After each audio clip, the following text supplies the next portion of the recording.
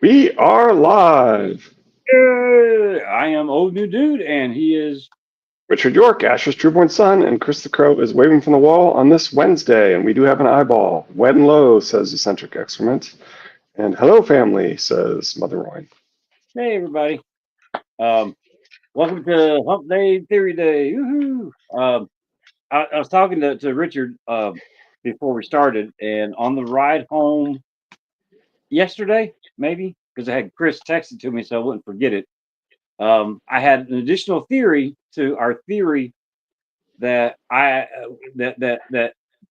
uh, Hodor summons Bran when he's fighting the White, and it wasn't Bran going into Hodor. It was Hodor Yeah, it sure summoning seems that way. to get Bran to do the fighting because Bran can fight better. He's been trained and all that. Hmm.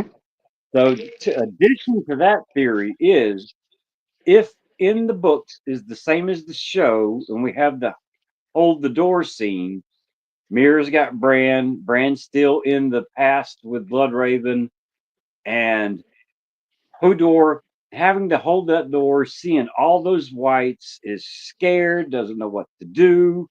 He summons Bran again, but Bran is in the past with Bloodraven, and Hodor summoning Bran makes Bran go into young Hodor, which creates the whole Hodor persona, Hodor, and that's what it is. Yeah, it makes That a lot of it's not sense. Mirror calling for Bran and all that stuff. It's Hodor summoning him. Because unlike because All these past. here's an addition to that theory. Unlike what we've been told by Veemer Sixskins, that the ability does not transfer with your second life. I think he's wrong. If part of Bran's life fire is left in Hodor, and part of Hodor's life fire is left in Bran, which is why we think Bran is in love with Mirror because Hodor is. Um, then possibly that life fire is contains part of the power. So the more Bran slips into Hodor, the more Hodor has, at the very least, a little bit of Bran's power. So if it continued over and over and over again for a very, very long time, I think that we would have the perfect mix of half Bran, half Hodor in one body, and the perfect mix of half Bran or half Hodor, half Bran in the other, and they will both have the exact same power. And I think the reason we don't see this in the story is nobody's doing that many body jumps to the same body over and over and over and over and over again. So, but when we, because you see one person like Veermeer Sixskins jumps in the mind of a girl and makes her come to him. I mean, he's not going into the same body over and over and over again. So, I mean, that's just theory. I mean, that's separate from the Hodor summoning Bran and causing the whole Hodor scenario in young Hodor. Well, Uh, I think Brimmer says that he sends his shadow cat to bring them back. So he's not he actually. does that, but he's also been in the mind of the girls and stuff like that. I mean, Oh, maybe. he's got in the mind of people before because he says that Hagen, whatever his name is, would call that an abomination or something like that. But even I, still, if he's never gone in the body of another person, then that still I thought he supports. implied that he never had. He wasn't sure whether people would be able to tell and whether they know what was going on and so forth. That he was a little uncertain about doing it. It seemed like in the Well, that helps prologue. my theory then because he doesn't know. He Good wouldn't evening, know. chat. If, Old new hey, dude, Richard. Hey, Kirsty. I assume Kirsty is in like Europe or Africa or something. what is that? Good evening. She usually says good evening when she's. Okay. Do tell. You have to say what city or anything like that, or but give us the Or if you want idea. to. Or yeah, I mean, you do a big shout out, but I tell mean, us as give much us as you the want. idea Anyway, of where uh, you're from. I know where certainly Chris no is from. certainly no obligation. But Yeah, Chris is anyway, from me, so I know where he's from, and uh,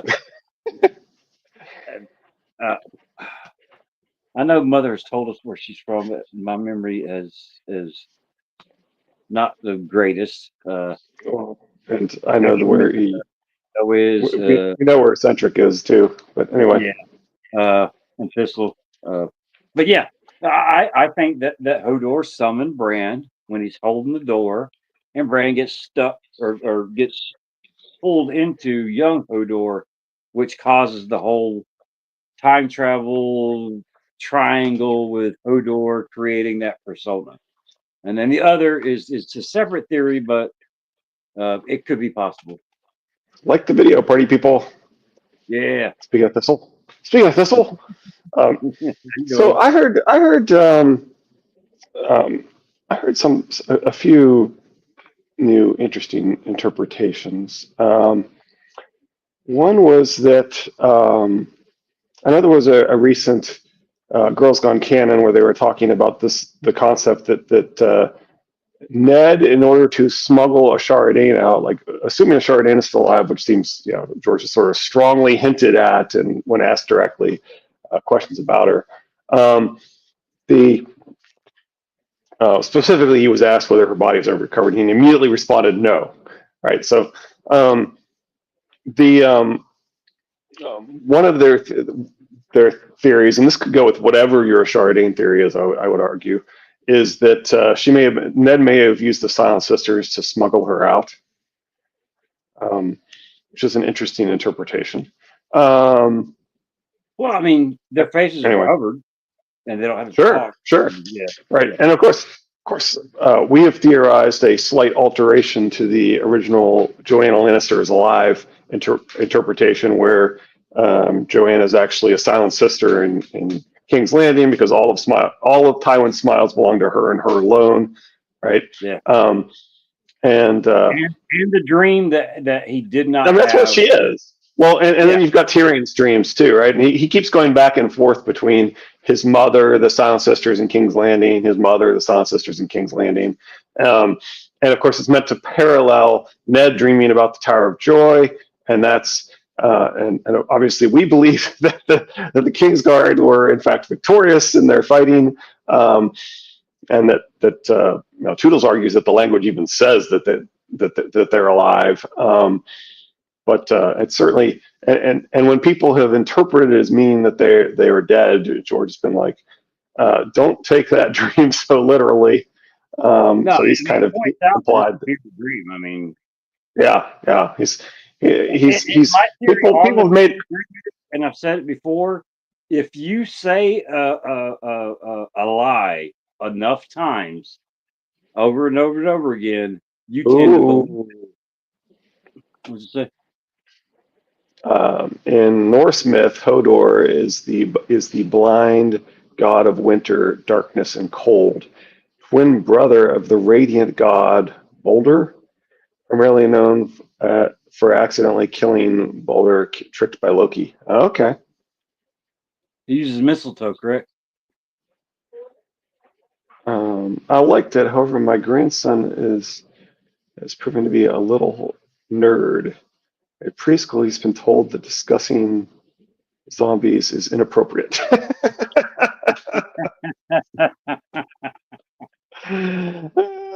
of it, Okay. all right, shout out to kids real quick, and I'm probably gonna lose some viewers right here in a second. But we go to Ollie's pretty regularly, and my 10-year-old son that has never watched Game of Thrones, has never watched one of my videos on here, saw these, and with his allowance, he bought four, and he got Jon Snow on the first try. He got Prince Oberon, Sansa, and then a white. And his favorite is the white. And he likes it because he says it's a zombie. I'm like, you're right on, buddy. Good job. But he got them for me to tell you that he bought Game of Thrones stuff. That was the whole reason he got them, was for me to tell you on a live stream or video I or whatever appreciate that. I definitely appreciate that that. my 10-year-old son that knows nothing about the show or the books bought these just because I do videos and he wanted to be part of it in some way. Other than that one video where they're all dressed up and we're doing skits and stuff like that, but he wanted me to let y'all know that he thinks Game of Thrones is cool. Excellent. Yeah. Obviously, so do we.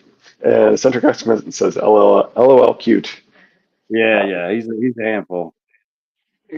Another thing that I was listening to their coverage of the brand chapters, the Girl Scout Canon, um, see what they had to say, and they were coming up with what was it that they were coming up with? They were saying that, well, if the visions are in order and you've got Dunk and Old Nan there, then in between there, there's a vision that should be then in the time frame in between the two. Um, and they had some strange interpretations of what that could be, but anyway, I'm sorry, kind of forgot. We'll have to No take a look at worries. that when we get there. Well, it'll probably come to us as we look at we'll have to keep that in mind as we look at those visions and see if we can figure out what's going on with some of those, right? Oh yeah. In the comments, people throw out it's like all theories, not just mine and Richard's theories we want to talk about. We want y'all to throw stuff out there too, because we Absolutely. definitely hit some new territories of theories, which opens new wormholes, rabbit holes. Well, and people So were mentioning Jin last time, right? yeah, Which, I mean, the I most remember common as would soon as be you that. said yeah, I remember them saying something about it. But wasn't that Chrissy? Probably, yeah, it is Christy. The I mean, the most common version of jinns or genies for the West, right? And we sort of already have that with the names for Arya and Jaq and Nagar, right? Um, so in some sense that's already happened. Mm-hmm. But oh, we were talking about Dario, I think, at the time, right? And how Dario seems to think that it's very interesting that he actually does appear to share the prejudices against older fighters.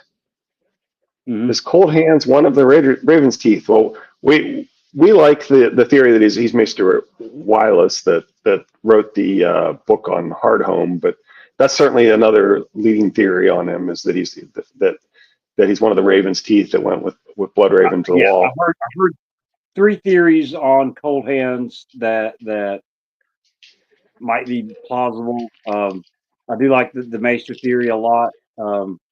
I do like the Raven's teeth one also.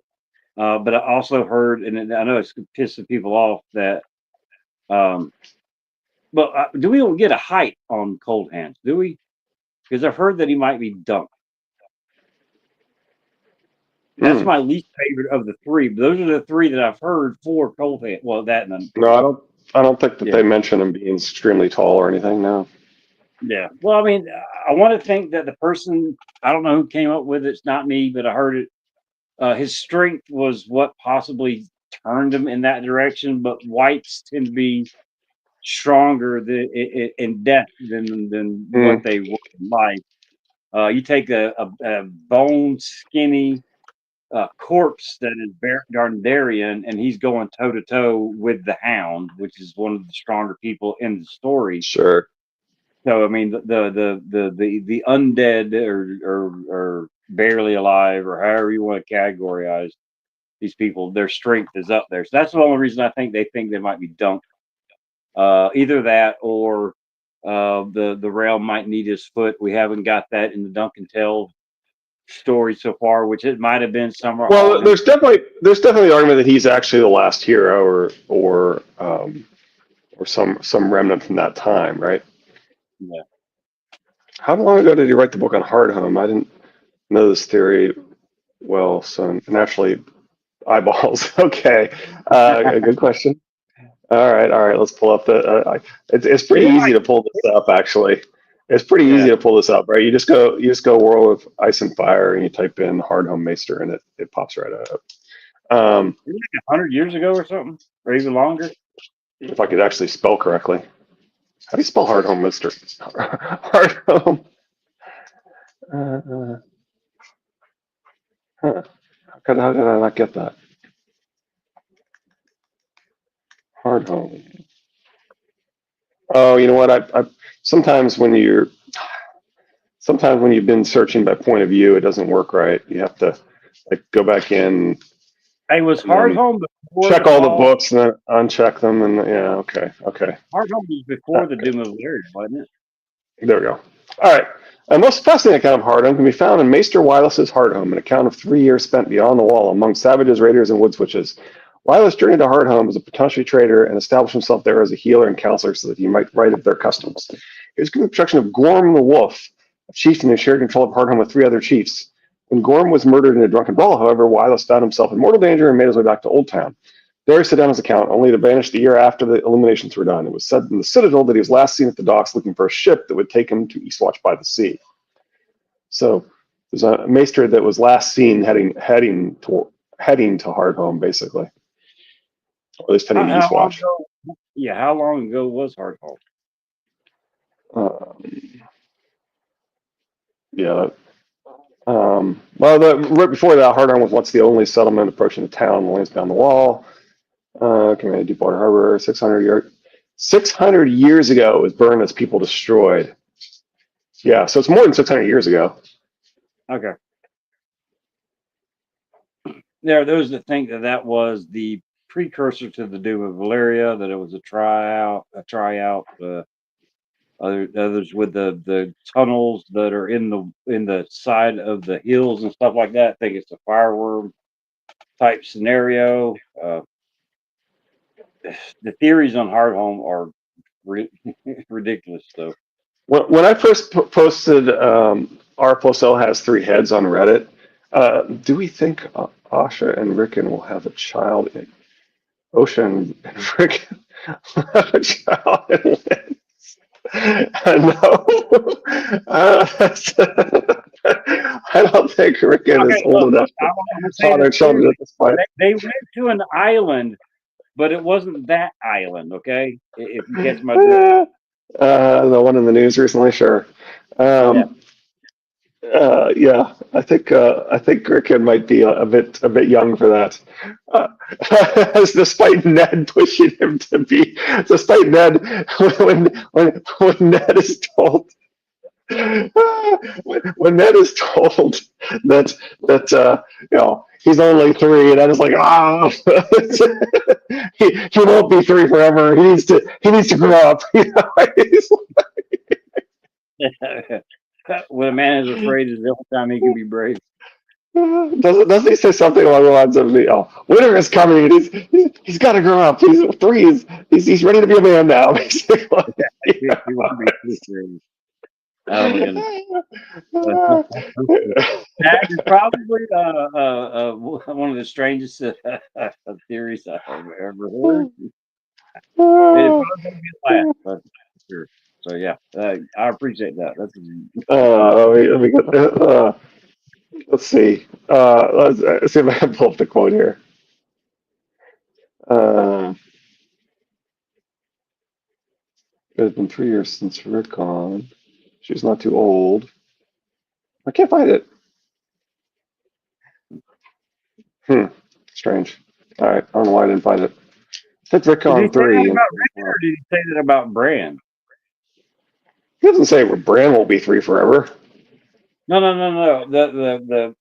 The I know in the show he makes that comment about Bran going with them, but in the books we don't get that scene because they're already at the Holdfest to do the beheading. Oh, here you So go. Ned frowned. He must learn to face his fears. He will not be 3 forever, and winter is coming. man, I'm not gonna lie. After this last week of 100-degree temperatures damn near every day, I'll be glad when winter gets here. uh, is he afraid? Ned asked. All right. No bitch ass elementary schoolers in my family. Give him a gun. Is he afraid? Ned asked. A little. He's only 3. Ned frowned. He must learn to face his fears. He will not be 3 forever, and winter is coming. Anyway. Rick and packing heat confirmed. That's always seemed like one of the most ridiculous encounters. Hey, don't like the man with a gun, okay? Anyway, so anyway, oh yeah, I was saying, so I was trying to get back to Dario. When I posted R plus L has three heads on Reddit, one of the first comments I got was something like, well, it was like, yeah. So now that we figured this out, we all we really need to do is what we really need to do is figure out who Dario is. And I was like, the guy was like the guy was or you know or woman whatever was like, yes, this is definitely true. This now seems obvious, but there's something going on with Dario. And at first I was like, really? Is there something going on with Dario? And the more I thought about it, I'm like, yes, there's something going on with Dario. Well, I mean, you convinced me A that I'm little, completely and he needs a wrong. little gun. You convinced me that my theory that Dario is Benjen is completely wrong, and he is one of those descendants from people like Garth the Greenhand, that their offspring lived for a very long time. So his bloodline is probably a whole lot purer and would be the reason why he is so long lived, unless he is doing the body swapping to live as long as he has. Now, when they say Or that those somehow, I people mean, are we know you can be younger than you appear, right? And it can be done by glamour, but it can be done when your life can be extended way beyond human capacity, right? We see that with probably with Mel. We definitely see that people have children of the forest or children of the forest blood. When Hodor is warged by Bran, he becomes blind, like Hodor. Okay, like the god. If there's a parallel to Norse Hodor, I wondered if that makes Bran Loki. Huh. Yep, Okay. he's the villain of Well, the story. I'm not sold on that at all. I know, I'm messing with you, man. But I but know how. but if you I know how. but if you're doing a combination of but if you're doing this combination of Catholic symbology with Bran as God the Father wedded the trees and then you're doing and you're throwing in Norse I myth, mean, Loki then was wed to the tree for a while. assigning different god roles to Bran makes a lot of sense too, right? Yeah, I Because mean, Loki George was is tied rolling everything together, and yeah, I mean, Loki was tied to Yggdrasil with the snake venom and all that stuff. So I mean, there's somebody else that was wed to a tree for a while. I kept at one point I kept talking about Gilgamesh and how Bloodraven is actually well, I can't remember. I had some weird Gilgamesh thing with Bloodraven and stuff. Duncan Traubeck thinks he delivered the final blow to Baelor, but can't remember doing it. Just like Hodor killing his brother Balder. Oh, okay. Okay. You mean Magor? No, he doesn't. No. Wait. No, that's not Yeah, right. yeah. Baylor's brother thinks that he did the final blow, but doesn't remember it. So it does fit. Okay. She just put Dunk Right. down. But it's not Dunk though. It's in Dunk's Trial by Combat though. Yeah. In Dunk's Trial by His 7. brother's name Magor. That's where I was suddenly like, wait. Dunk isn't the one that thinks that, but yeah. Yeah. Hodor is said to be a descendant of Dunk, and they both blend into name Hodor. Dunk's name means dark warrior, which ties to Hodor being god of darkness. Okay. Unless Bran is Hodor and he was tricked into killing Baldur Hodor, which kicks off the apocalypse and whatnot. Okay, that's interesting. Oh, never mind. So anyway, I was saying I don't think we need. I don't think it's at all a stretch to think that there's lots of ways in this story where people can be a lot. You can be really old, and we see that Dario has this distaste for people who've like grown older, right? And while simultaneously claiming that he's got more days than there are stars in the sky, or whatever, however he phrases it, but he's basically telling us he's ancient. And so my point is, it sure seems like he has disdain for people who get old while claiming that he is old, and it seems like there ought to be people like Maester Aemon and really like Marwyn and I mean most of the Red Priests other than Melisandre seem to realize that Dany is the princess that was promised, right? Yeah. On the Dario thing and the long lived, when we talk about like the Garth the Green Hand and all that, and they talk about how long he lived and all this crap that he did, that people automatically assume it's the same person throughout all those years. But if it is the body swapping and the Sure, power does transfer with the body, um, then you got plenty of people that have been leapfrogging through time. And that could be Garth the Green Hand lived 10,000 years or 1,000 years or whatever the number is. Yes, he was. The people think that that's as long as he lived. He's still probably around right now, but just leapfrogging like the body snatching vampires. Um, and Dario could be the exact same thing. His body that he is in now is not possibly the same one he had all those years ago when we're talking about sure, how old he is. He has sure. the ability to do the same thing, jump from body to body. And just like through our crow, as soon as they get in that body, they're already trying to search for an appropriate body to jump into. Um, Mother Line says overly sarcastic productions gives good takes on mythology, including the Epic of Gilgamesh. I might have to check that out.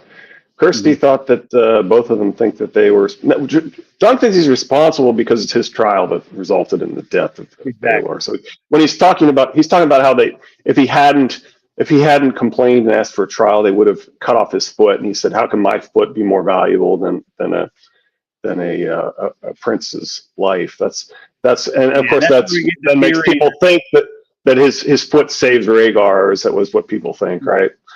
Yeah. And then also there are those that think that is possibly the reason why he's cold hands is because his foot is still needed because we haven't seen it yet. That's the only reason we haven't seen it yet is just like our story here, George hasn't finished the Dunkin' Egg going on. Yeah, it's really But because we haven't seen Summer Hall, yeah. and unfortunately, we He probably never will. As much as I am convinced that we are going to see the end of, we're going to see some sort of, certainly we're going to see most of wins, if not all of wins, and we will When see one way or another, right? As I said, the worst case scenario you can imagine, we'd still probably see most of wins plus some ideas as to how George wanted to end the story. I got a question. Will we see a fight between John and Darkstar or Mance and Darkstar in the future? That I is, think if Mance is the one that makes the most sense, right? For him to actually lose to, ideally, while Darkstar is wielding Dawn and Mance is not, exactly what I was thinking. So right? you're Just to saying Mance wins, prove our right? characters are often wrong. Our Yeah, characters are often wrong. I'm saying because Mance is Mance. Arthur. Mance is Arthur. So uh, him defeating Darkstar without using Dawn would be very appropriate.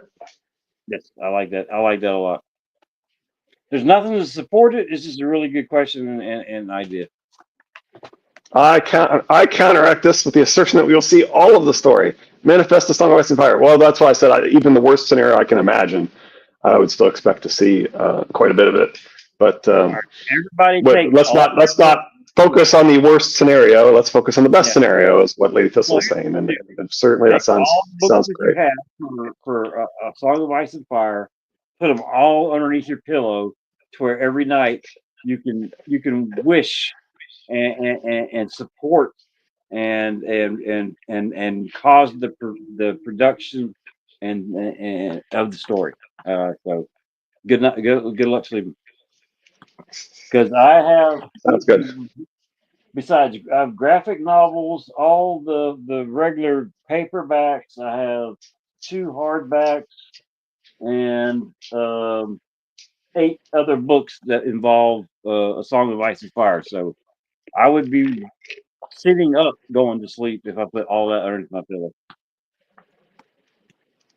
Okay. I believe it's a centric excrement. I think you have to. Good job. But good. Yes. Now, Uh, quick question. What do you think the significance of the black ice armor and red flaming sword John has in his vision? Does that put him on the side of good, or does that put him on the side of bad? I know he's fighting things that are coming up the wall. I mean, do we see him fighting, or is he standing there? that it is interesting that there appears to be some clues of him potentially being leading the others or something, right? And people, um, yeah. And George does like to keep his options open.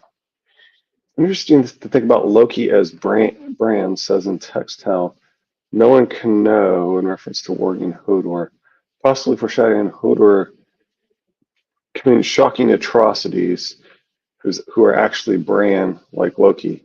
Hmm, interesting. Okay, that's interesting. Look, I know you're all in on the brand, all that stuff, but The I'm not. symbolism of it. Yeah, Yeah. well, I don't do symbolism. I know there are people that symbolism that's the way they read these books. I don't. I do with gut and first thoughts and the little light bulbs going on top of your head when you read something that's what pops in your head. And as soon as she started talking about Loki, and then I thought about Loki being tied to Idrisil, all that. Um, I like it. I mean, I'm not all sold in on Bran the Savior. Um, uh, I think there's more going on than that. But Well. Bran is Loki and being the Oh. god of Oh. I was re-listening. I was listening to. I mean, I read and didn't listen to before, so I can't spend. Maybe not re-listen is might not be the right word, but listening to um, the Citadel of the Autarch, which is the fourth book in the Book of the New Sun, the last book of the original series, and so much of it reminds me of Game of Thrones. Specifically, there's this comment about how important stories are and all this stuff, and I'm like, huh. Here we are in the last book of the series, and they're talking about how important stories are, and they're talking about how slaves have to be able to a man has to be able to choose to sell himself into slavery. Um, as you know, as they're discussing the legalities of when is slavery allowed, and one of them should be that a man should be allowed to sell himself into slavery. I'm sitting there thinking, huh, I told you, George is a thief, confirmed. yeah. I was sitting there thinking, huh, huh, the importance of stories, you say, huh. Well, I mean, he steals from everybody else. He steals from himself. The whole vampire thing with the trees that drink the blood. Maybe the trees in this story, the weirwood, are the vampires of the story instead of it actually being the elf like White Walkers. Um, they might not drink the blood. They use the blood in rituals and ceremonies and magic and stuff like that. But the weirwoods are the vampires. They're shade of the evening trees that got contaminated by the virus that is vampires or whatever. And then we've already said that the breaking of the Armadorn was to stop the spread of the weirwood trees, which in this case would be the vampires of the story. And that's how they. I mean, they're the. I mean, you got all the skulls and everything that are in the cave that we're at in our story now. Um, those were sacrifices to the weirwood roots to give them the blood so they can keep on going. That's why their leaves are red. I mean, they're the vampires. So I don't know. It just popped in my head. Well, I've heard people call them zombie trees too. And then, but then the argument that I was making just the last stream was that we see three places with this magical transformation with the white black and the black and white, right? Um, and so you've got the warlocks who are using black magic to be undying. Right. You've got the hive mind, eternal God creation, white magic of the Weirwoods, and then you've got the House of Black and White that basically say, no, you're both wrong. all men must die. Yeah, well, I mean, the werewolves are doing the exact same thing that the warlocks are doing to prolong their life to be the undying. The werewolves are doing the exact same thing for them to be the undying. Um, Right. And the House of Black and White saying you're both wrong. Right. yeah. All men must Well, I die, and mean, maybe they're House of saying Black all and gods White must be about could death. have found out um, from the first one to give the gift or whatever that the they could have found out about the cycle of the Game of Thrones being played over and over and over again, the long nights over and over and over again, and their philosophy might be if all men die, we take everybody off the board, everybody in the world off the board. There are no humans left whatsoever. Will that stop the cycle? Possibly. I mean, I don't know their motivations, but I mean, just the saying "all men must die." But if they kill everybody, then um, there's nobody left to play the Game of Thrones. There's nobody. I mean, I think that they're wrong in thinking that because it'll go right back to using the animals and then the splicing to create the children of the forest, and then the splicing from the mammoths to create the giants. That's why there's so much alike. Um, Hmm, it'll interesting. start all over again, even if they kill all men. Um, so they're wrong in that thinking if that's why they're doing what they're doing. If they're trying to give the gift to the entire world to stop the cycle, um, they're wrong. It won't stop. It'll just continue in back to the beginning again, which would be Actually, that's an interesting concept of people being of some of these creatures actually being hybrids and so forth. I mean, Zorses in our world are half zebra, half horse, right? And they're mules, specific. I can't remember which one that is, but it's like a male zebra and a female horse, or maybe it's the other way around. But you get the point, right? And Zorses are pretty cool, by the way. Zorses they tend to be pretty close to the best characteristics of horses and zebras, making for better mounts.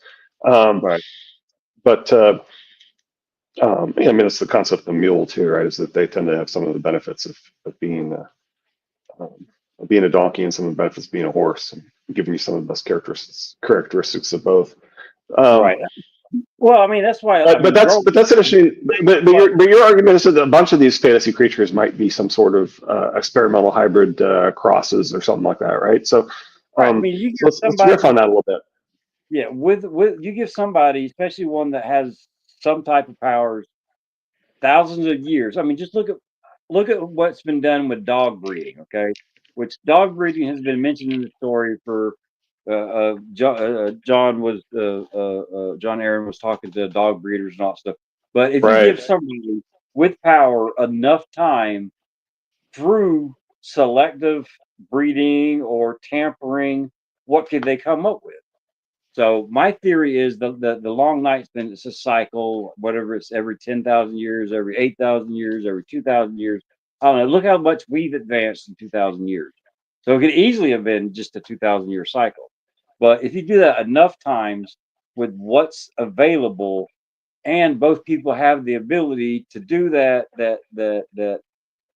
genetic breeding, the splicing, whatever they do with their little magic, um, the things that they can create to put as their pieces on the board of the Game of Thrones grows greatly. I mean, Empire of the Dawn was right there at the last long night, and then people are coming back from that. How it just, I mean, human history have bottlenecked a lot as far as how many were left on the planet, and we still kept coming back.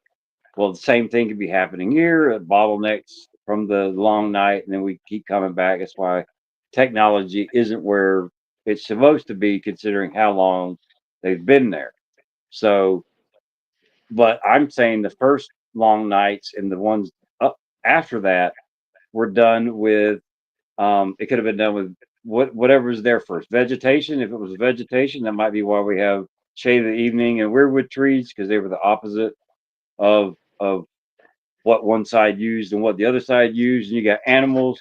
We're going to use animals. All right. Well, let's change this animal a little bit, and then boom, we get the deer or whatever. You get children of the forest. You got a mammoth. And they do some stuff, and now you got a giant that is so closely linked to that mammoth. They created their mammoth rider, just like the splicing made the dragon riders of Valyria. I mean, you have, because you stop and think about it, a mammoth back in the Yeah, day. I do like the theory that they were actually people made the mistake of experimenting on the shepherds, thinking that they were easy, complacent slaves, and they accidentally created dragon riders, which then overcame them. And like that, the Empire of the Dawn may have been that the original like slaver experimenters, and they were experimenting on the shepherds, and they accidentally created a monster that then took them out, and that's somewhat what's going on with the others, right? And so it's a parallel of the dragons in that they created the dragons and the dragon riders. The Empire of the Dawn creates the dragons and the dragon riders out of shepherd slaves, right? That then take over, and that and then then the others represent the same thing, right? As you're creating from you're enslaving these people and creating things, and then those things become more powerful than you and get out of control. Yeah, well, my theory of the White Walkers are they were created at the same time that the Valerians were. You created a fire dragon rider, and the same people created an ice dragon rider Mm. at the same time. The Valerians and the White Walkers are from the exact same people. Maybe it's their mission to take down the wall because the wall has an ice dragon trapped power in it. Maybe that's part of their mission, right? Is we got to take down the wall to free the ice dragon. Well, I mean, they say that the wall is a lot larger than it used to be. I mean, originally it's probably just that stone, like whatever the wall is in England. What's it called? Hadrian's Hadrian's Wall. Wall. Hadrian's Wall. Yeah. Hadrian's Wall. Yeah, Hadrian's Wall. Yeah. Black oily stone with magic infused in it that looks a lot like the stonework at Storm's Inn, and the continuation over the last 10,000 years of the ice growing and growing and growing. It could potentially be that it stops the magical winter, and then when it stops the magical winter, it causes it to keep growing and growing and growing. Um, Although but it although could be. it's suspiciously similar in size to the walls of Nessus from the Book of the New Sun. But anyway, It is now, but it didn't start that way. So everybody's like, the stopping of the winter could raise it. But what if they keep throwing magical winter at it to get the ice to a certain level to where the magic of the ice dragon, which it could be more than one in there, that is now living inside that wall, gets strong enough to overtake the magic that's at the base. Does that make sense? yeah, we've literally been told that there's essentially a heartbeat in there, right? That you can hear the rhythmic thump thump thump if you put your ear to the wall, according to Ed. Right. Yeah, I mean, he claims it's the pick. He claims it's Gendel's pick or whatever, but you know, I'm saying that the White Walkers or are Arson Whitebeard, whatever. the wall even harder and harder to climb, because the higher and higher it gets, the more ice is there, the more ice dragons are in the wall to one day overpower the magic. Magic, it takes magic to beat magic, right? So Sure. if ice dragons are a magical That's creature, part of why I think Dorcas Varys is in fact doing magic, because have you ever seen one of these fantasy stories where someone hates magic and studies magic and doesn't use the magic and isn't a hypocrite? I mean, he might as well Stories wear a filled with sign around hypocrites. his neck when George wrote that. I mean, Yeah. okay, we know you're lying to us, George. You're trying to And trick there's us. all the conjurer's tricks. Yeah. Yeah. Yep. So. What I was curious what George is talking about, so I pulled up his not a blog, and his last three, because we haven't talked about the last three posts, so I don't think we have anyway. Alex Garland to direct Elden Ring movie for A24, so that's interesting. There's a video of the direwolves doubling in size, and then him having seen Superman and liking it a lot, and that's about it. So those are the last three. Anyway, I'm just curious. I was just curious what George is saying, blogging Yeah, about. I usually watch Talking Thrones when it comes to George's not a blog. I'm happy about the Uh, direwolf. I agree with him on Superman. It's pretty good. It's pretty good. I'll be interested to see the Elden Ring movie. If they just announced the director, it's probably going to be a while before they have a movie in its theaters and so forth. But I know it's anyway, off topic, but we're big on dinosaurs in this house, along with dragons. We went and saw Jurassic Park Rebirth. okay. I liked it. I thought it was okay. Um, the lead dinosaur guy in our house was like, eh. Then he saw the trailer for Primitive War, which is dinosaurs in Vietnam. But I watched the trailer, and he's like, "That's the kind of movie I want to see," because he was kind of disappointed with Jurassic Park. And the Hmm. thing is, it's not a walk in the park playing on Jurassic Park, but you got guys with machine guns and grenades and all this stuff.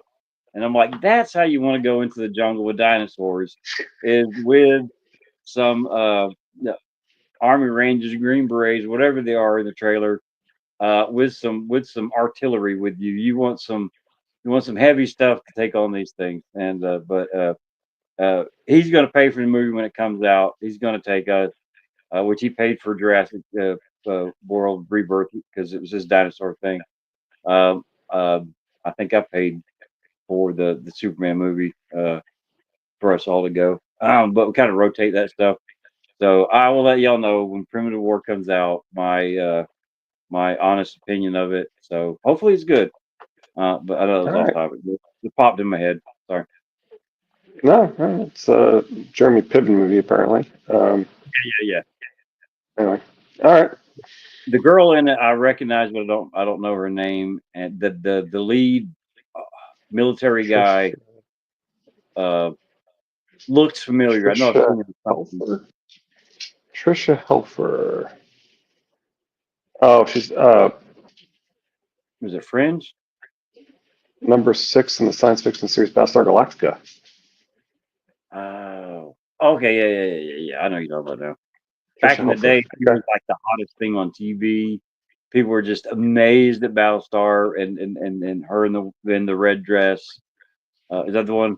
Oh, okay. Okay. Yeah, Okay. Yeah, that might be her. Yeah. yeah. Huh.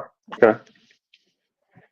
But I'll let you. I don't know when it comes out, but I'll let you know.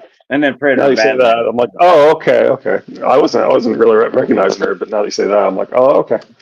Yeah, Anyway, yeah. I had the picture in my head, but yeah, Predator Badlands is the one I'm waiting for.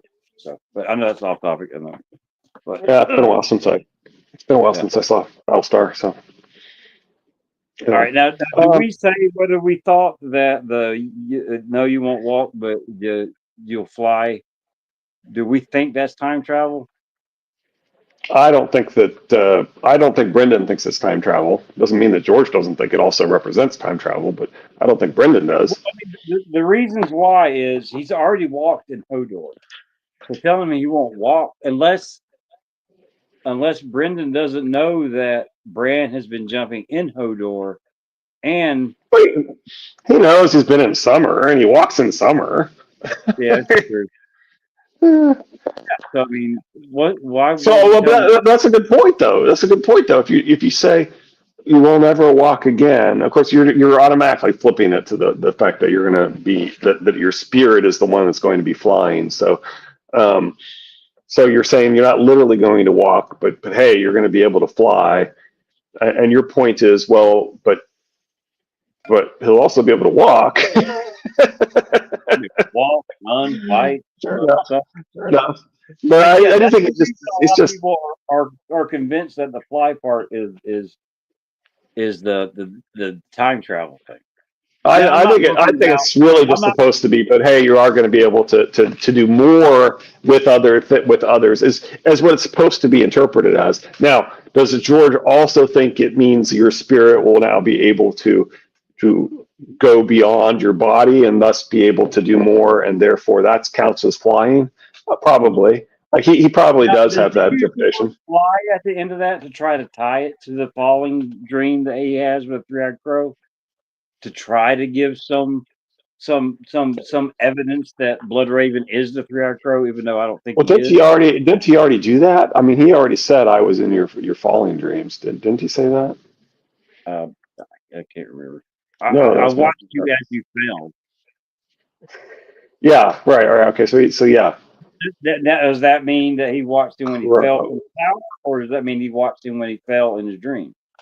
I've been many things, Bran. Um, oops, for some reason reloaded. I don't know why I did that. Anyway, probably because it hadn't been a while. Where was I? I've been many things. Oh, there. Yeah, here it is. Been many things, Bran.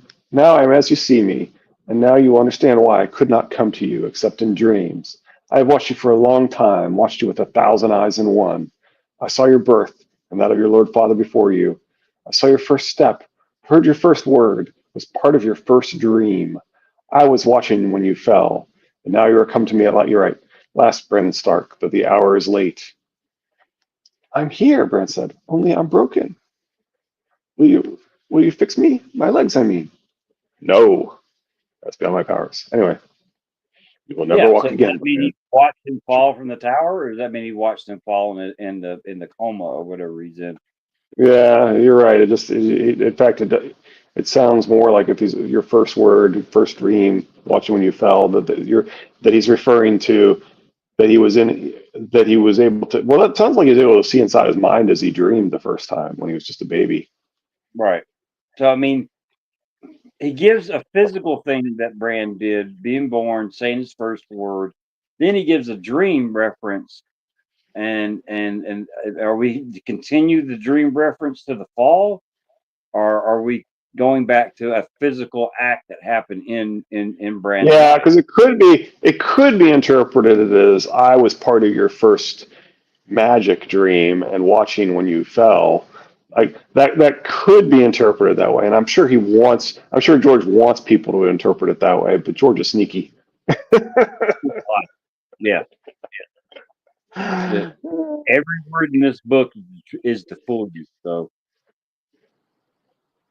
I don't I know. don't know if every word is to fool you, but yeah, there's certainly that's He's a liar. yeah. Da, da, da, da.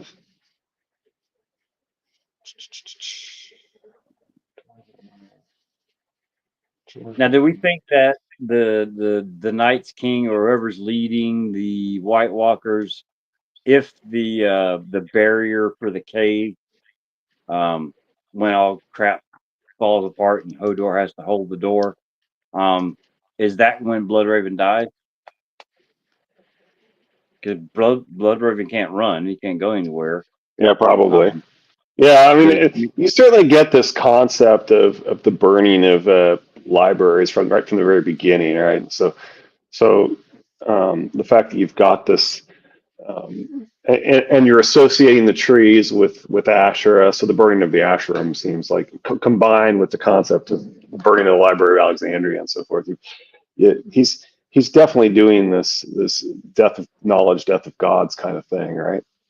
Now, burning, are they using ice to burn? Because ice can burn. So are they using ice to force out Bloodraven and the other Nothing magic? burns like the cold. Yeah. Yeah, I don't know. Exactly. I mean, Uh, George plays on that throughout the story. right at the beginning, that's my point. Fire. Yeah, well, we have the first men burning the weirwood trees. What if the White Walkers use their cold to burn the weirwood trees, to burn out the children of the forest and instill their ice magic in the tree, just like they do the supposedly do the undead, which I still think that's the children of the forest, but um,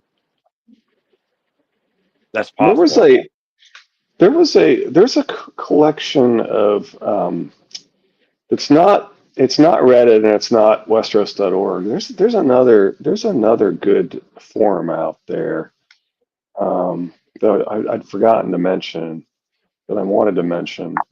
Duh, duh, duh, duh, duh, duh. What's that? Oh, you know what? Uh,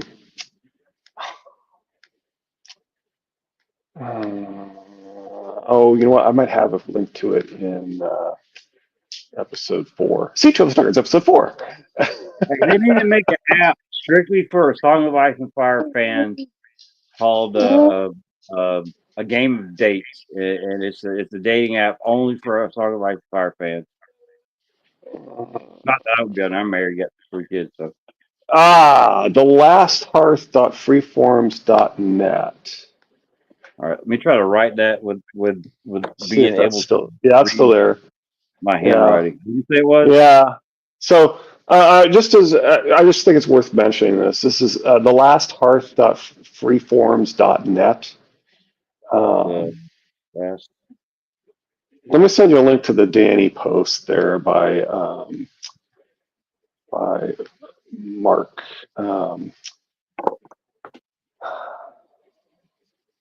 Mark G171. That's one of the best Danny write-ups. So I'll text that to you. But, Okay. yeah, it's thelast.hearth.freeforums.net. Thread 572 Danny is the one that Mark G wrote on his Mark G171 wrote on his fake Danny evidence. It's pretty good. I gotta let me get your oops this way. Yeah. Hard to do in the non-backwards version where you can actually see what people's shirts say instead of the backwards version where we're so used to holding things up to mirrors. It's a little different holding things up to cameras. Anyway. Well, I mean, on my side it says Lemongate, so we're good. No, that's what I'm saying. Is as I did that, I said the first time I tried to hold it up, I did it backwards because your brain instantly goes to I'm looking at a mirror, and you're not looking at a mirror. So I started to hold the lemon gate in the wrong direction, such that it was twisting it away from the camera instead of towards it. But just because your brain is so wired for working with mirrors so often that when you're actually working with a camera that actually shows things correctly, makes it harder. Okay. I know we got a couple minutes left. One quick one. Do we think that Littlefinger sent Brandon to King's Landing saying that Prince Rhaegar stole? Yeah, I think the line Robert's Rebellion was built on a lie probably came from George. That sounds like something that came from George. That there was a lie that convinced Rhaegar or that convinced Brandon, right? And that's what really started it, right? It was because then now you've got one of the great houses has committed treason. They're spreading this lie, right? So it probably word correctly reached the Mad King that lie had spread to Ned and Robert and that they were spreading it, and that therefore he has to order the execution because they're spreading this lie. They don't know it's a lie, but it is, right? That is fomenting rebellion. And so he orders their execution, and that's really what starts the rebellion, right? So it is built on a lie, and I've heard people say, "Oh, Robert's Rebellion wasn't built on a lie; it was built on." Oh no, it was. I mean, that's if the king finds out that people are spreading this lie, not knowing that it's a lie, that is fomenting rebellion, then he has to take action, right? And so he orders their execution, and that's when 3/7 of the kingdom rises up and says, "No, that's not going to happen." They'll give an exact date, but they say that when Jon Arryn refused to take the heads of Ned and Robert is when Robert's Rebellion began. Right. They don't say when Brandon went to King's Landing. That is the start, and it's because there's this lie that's being spread that's fomenting rebellion, and so the king is taking action to put an end to the spread of the lie, right? Yeah. Now, do you think that if the Vale wasn't as secure as it is with the bloody gate, and that's a good point. The belief by the Arryns that their castle is impregnable allows them to disobey the order, thus leading to the rise of Robert's Rebellion. Sure, that they wouldn't have had confidence. All they would have to really worry about is put their normal people at the bloody gate. Nobody's getting through there. And of course, none of that happens if the dragons are still around, right? Yeah. Nobody would. Yeah. all the Veil have to worry about would be a sea attack from their what east? Yeah, from their east, from their ports. Although you could argue that then he's making the same mistake that that the Lord Commander Mormont is making in terms of he's leaving his impregnable castle and going out and attacking. Yeah, what I'm saying, all John would have to do is defend the coast with his forces, and then of course the north would help. I mean, if the Veil and the north, all they have to do is protect the Veil from the coast. Really, I mean, what's going to happen? There's not a whole lot going to happen to them.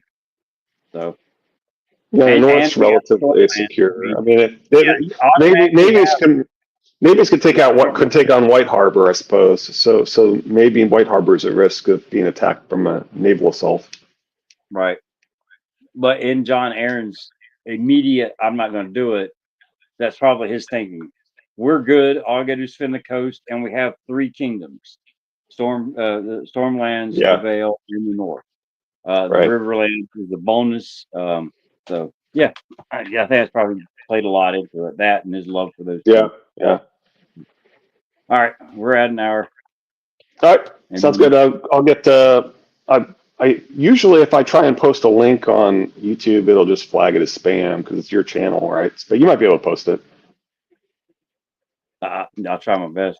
Are you gonna text it to me and then I'll put it on the comment? Sounds good. All right. All right. Well, I appreciate everybody joining us today. And was it Brand 3 Friday? Yes. Okay. Well, we'll see y'all back That's here for correct. Brand 3. Y'all have fun. Take care. Enjoy the rest of your hump day and be good. Bye. Bye, Richard.